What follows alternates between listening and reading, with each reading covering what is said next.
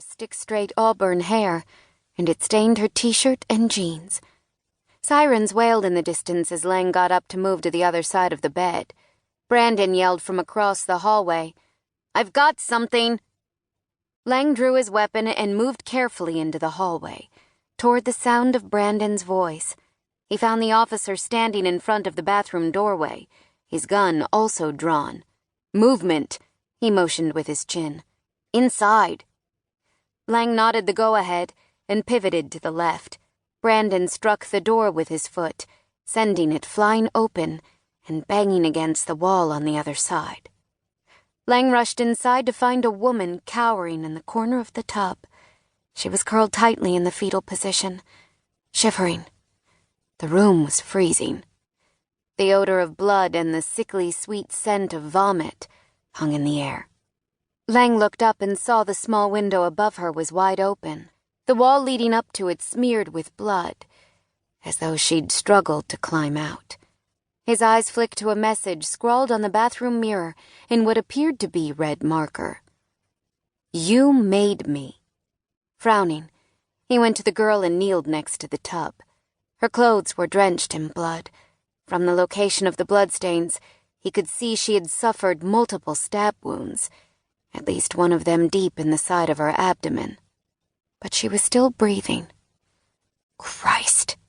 "Call for EMTs!" Lang barked. She opened her eyes halfway and shielded her pale face with blood-covered hands. "Please, no," she whispered, her voice thready. "Please." "We're the police. It's okay. You're safe now." Behind him, Brandon was making the call for an ambulance into his radio. The tub's porcelain bottom beneath her was slick with blood. Too much blood. He scanned her wounds to see if any were more severe than the others. The girl slowly spread apart her fingers, revealing glazed, bloodshot eyes. Her dark pupils were grossly enlarged.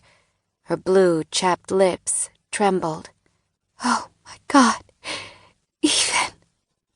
Lang snatched a white towel from a bar next to the tub and began to apply pressure to the side of her abdomen. She winced at the touch, and the towel immediately turned a deep crimson. "Ethan?" Lang asked softly. "Who is Ethan? Did he do this?" From Brandon's radio behind him, Lang heard the dispatcher respond that medics were already on the scene.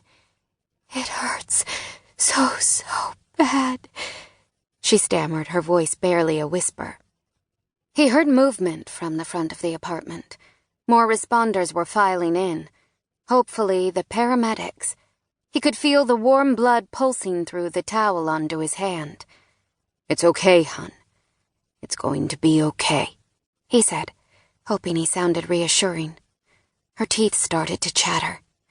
He shouted over his shoulder, "I need medics, damn it! She's going into shock." Lang returned his attention to the girl.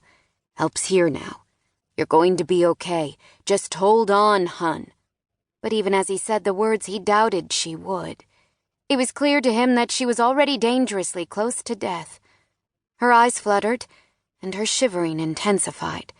The rest of the color drained from her skin. "You've got this, hun. Hang on, okay? Help is almost here." She stared at him for a moment, as though she was maybe listening. Then she moaned, and her eyes rolled into the back of her head. Chapter 1. October 4th, 2015. 4 years and 11 months later.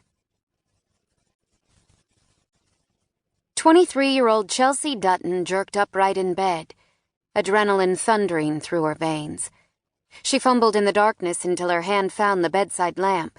She snapped it on, flooding her bedroom with warm light.